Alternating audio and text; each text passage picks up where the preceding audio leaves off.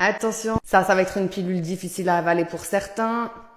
Pourquoi est-ce que tu choisis tout le temps des partenaires émotionnellement indisponibles? C'est qu'il y a une partie de toi qui est également indisponible. Je m'explique. On se raconte énormément d'histoires et en fait, toutes les considérations qui sont dans ton inconscient, que tu réalises du coup pas vraiment, tu vois, c'est la face émergée de l'iceberg, en gros, ça va modifier ton comportement externe. Tes pensées internes modifient le comportement externe. On l'a déjà vu avec l'index de computation en PNL.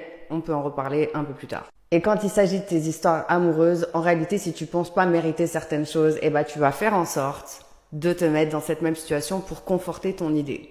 En gros, tu essaies de confirmer ce que tu penses profondément au fond de toi. Alors non, il faut pas être totalement guéri pour rencontrer quelqu'un, blablabla, tout ça c'est du bullshit. Mais par contre, effectivement, le fait de travailler sur sur ses croyances profondes va te permettre d'avoir une vie qui est beaucoup plus alignée, une vie qui est beaucoup plus apaisée. Et au final, c'est pas si difficile que ça. Je te rappelle, hein, tu le sais que chez nous, c'est l'hypnose. Hein, on travaille sur les croyances profondes en kiffant sa life. Tu sais où me trouver si t'as des questions. Et si t'es toujours pas à bout, je sais pas ce que t'attends.